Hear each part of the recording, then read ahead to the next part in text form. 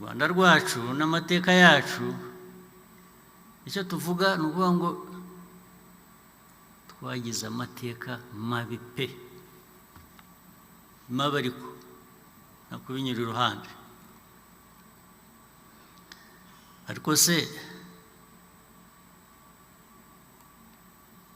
nibyo dukwiriye, nibyo abanyarwanda bashakaga, nibyo niba n'ab'icyo gihe ariko babishakaga.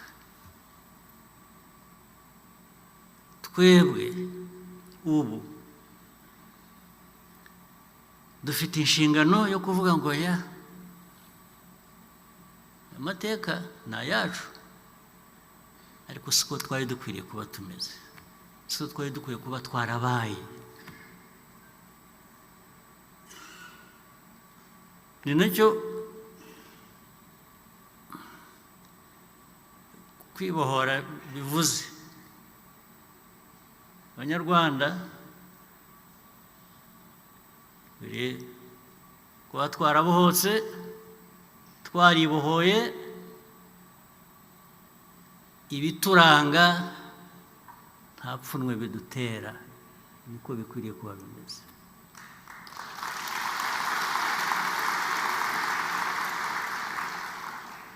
Ibyo nibyo twaberaho, ni nabyo twapfira biramutse ari ngombwa.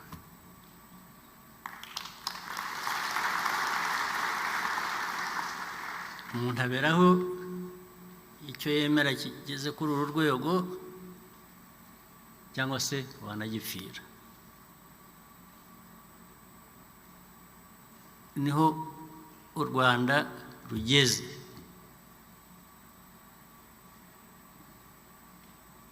Niho rugeze, ndagira ngo mvuge ngo no ku babishaka no ku batabishaka. Abatabishaka turaguhendahenda rwose, tukakwibaza ukuntu twinginga, ariko turinginga bikarambirana, ariko bikwiye kugera aho biri. Iyo ubonye bigeze ahantu bigiye gufata indi sura ishobora gusubiza abantu mu mateka tuzi mabi, apana, ukata umurongo pe, yes, uwurenga akabyishyura.